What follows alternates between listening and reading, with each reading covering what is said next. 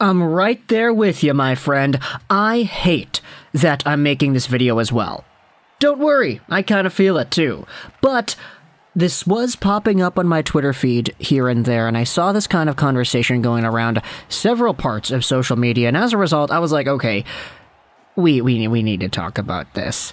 I like all these guys, I like these teams, I want to see the best out of everybody in this situation here, but the cold, hard truth about it is that everybody's preference is kind of skewing in one direction when you take a look at where they are today.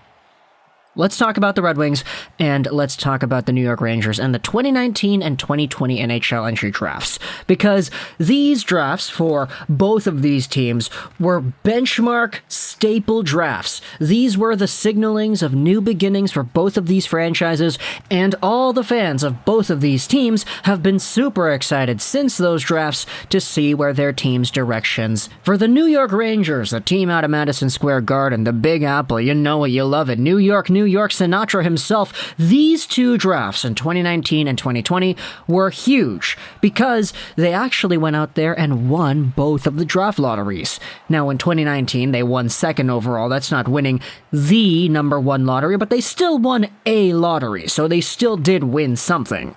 Still a big deal, getting second overall, especially finishing where the Rangers did in the 2019 standings. Kaapo Kakko was their guy, whom they selected with this second overall pick, who was supposed to be a super strong Finnish power winger who has a really good two-way edge and a fantastic scoring ability to boot. His hype in his draft year was so vast that some people were even debating whether or not he should go first overall. Cough, cough, I'm looking at you, Grav. Secondly, in 2020, 1 year later, the New York Rangers won yet another draft lottery. This time it was the big one, the big fish, as they say, and they ended up selecting first overall. They hadn't had a first overall pick in, I don't even remember the last time they had one. Wasn't it like 1960-something or whatever it was? Yeah, it was a long time ago.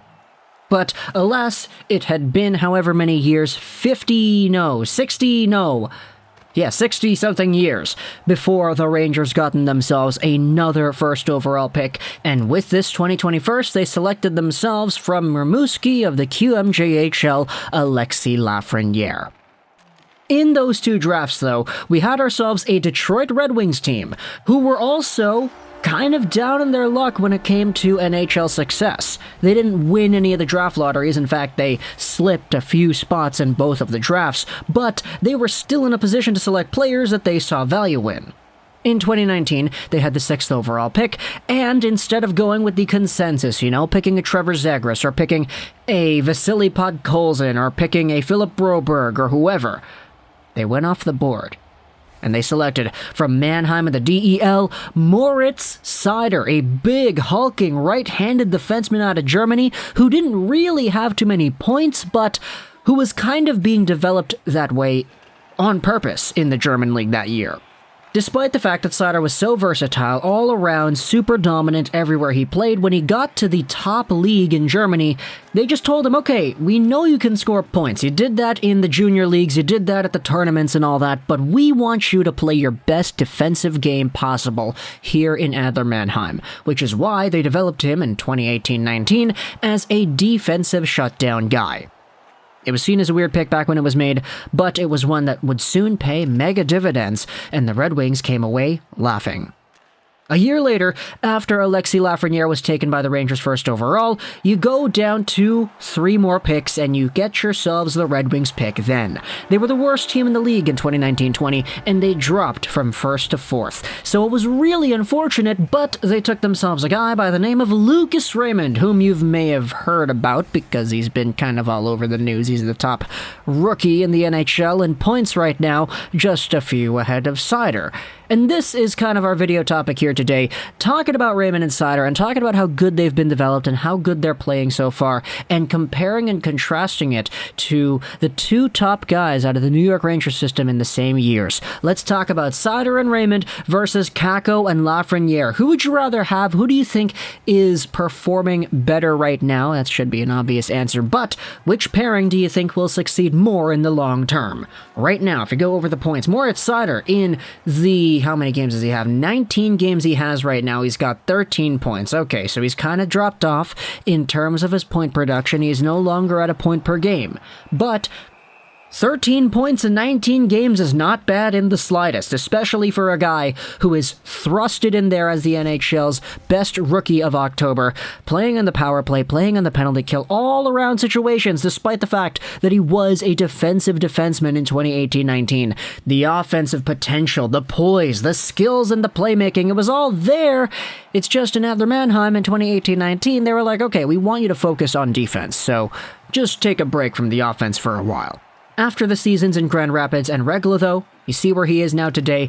Man, Moritz Seider is an absolute beauty. Once this guy gets himself a legit D partner, he's gonna be unstoppable, dude. And by a legit partner, I mean maybe a Simon Edvinsson, because he's also pretty big and he's also got a similar skill set, and he is a left-handed guy, whereas Seider's a righty. Sounds like a pairing in heaven, man. I don't know about you. You have yourselves Lucas Raymond this season as well, who in 19 games played has 18 points, so he is just under a point per game. Fantastic right there. His year in Sweden did mega wonders for his development. He only had 18 points in 34 games. He's got 18 in 19 NHL games now too. But it just comes with the territory of opportunity, because Raymond now is a first-line forward. He's playing on the power play. He's getting all this ice time. He didn't have that in Frölunda.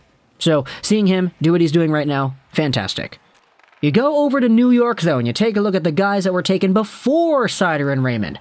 Kaapo Kakko right now, who's 20, 6'3", 205. He's got himself 13 games played with the Rangers, and he has 4 points. He hasn't been good this season. Now, he had 1 goal that was fantastic, but in totality, taking a look at his entire sample size, the entire spectrum of Kaapo Kakko play in 13 games for 21-22, sure, the opportunities have somewhat been there, but I'd be lying if I said that he's been living up to expectations, especially when you compare to Moritz Seider, who was taken a bit after in that same draft, who has been phenomenal for the Red Wings. I get it, they're different positions, but whatever. You can still quantify and contrast those quantifications of how good a player is to another player, even though they're not the same position. Then you take a look at Alexis Lafreniere. This guy got demoted to the bottom 6 earlier this week, and he's got 5 points in 17 games. He got off to a hot start. A very, somewhat limited hot start, but Alexis Lafreniere and Kaapo Kakko, what's going on with these guys, dude? They've combined for 9 points on the year. Both Raymond and Seider have more assists than Kakko and Lafreniere have points combined. I know it's a difficult, justification to make. Oh, Lego, this is a pure straw man. You're just taking a look at 2 very carefully selected players and comparing them to 2 other very carefully selected players. But I think the similarities between these guys definitely make an interesting discussion. They're all draft picks from the same year, and they're all in the same circumstance. Lafreniere and Kakko were lottery picks. Seider and Raymond were picks taken after that were pretty much awarded to a Red Wings team that demoted in the draft a little bit. So it just kind of goes to show the development process and how valuable it is. Having a team and an organization that knows how to say, okay, we don't need you right now.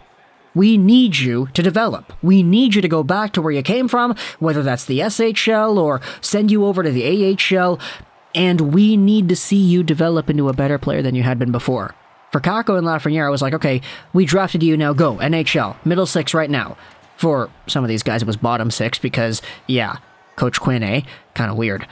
But still, the point remains. You had yourselves guys like Kaapo Kakko going out there in limited ice time. Lafreniere's playing with Phil DiGiuseppe, who is in the AHL right now. And you had this kind of deployment for guys in their 18-year-old years. I don't need to tell you this, but I'll tell you what right here. The difference between 18 and 19, just physically and mentally, it's huge. The majority of the people who watch this YouTube channel, you're kind of in the 25 to 30-ish range, so I kind of get it. We do have a lot of people who are under 25, though, and a lot of people who are actually in their teens, but the difference from 18 to 19 is so vast that when your 18-year-old year gets screwed up by playing with scrubs in the bottom 6 of the Rangers, it can really mess with the way you develop your game. And I think for Kakko and Lafreniere, just the way these guys were deployed so quickly, so strangely, it kind of made for such a weird situation with the Big Apple that Now you have guys taken after these guys that are doing so well in Raymond and Seider that were developed, in my opinion, the right way. Extra time in their home leagues, more development time to become more comfortable with bigger roles, and eventually taking those bigger roles on the NHL team that drafted them just 2 freaking years ago. So, for Raymond and Seider, these guys have been performing very well. Kaapo Kakko and Lafreniere, I'm sorry guys, you gotta be better, but it's not really your fault. I do understand that there were many difficulties when it came to their development, but either way, let me know in the comments, what do you think about this pairing over here? Kaapo Kakko and Alexis Lafreniere versus Lucas Raymond and Moritz Seider. Who would you rather have on your team long term? I know for today, everybody would probably say the Red Wings pairing, but in 5, 6, 7, 8 years, who would you rather have on your team? Lafreniere Kakko, Seider Raymond. Assume the contracts are equal as well. Let me know in the comments, let your thoughts if you enjoyed this video. And bye.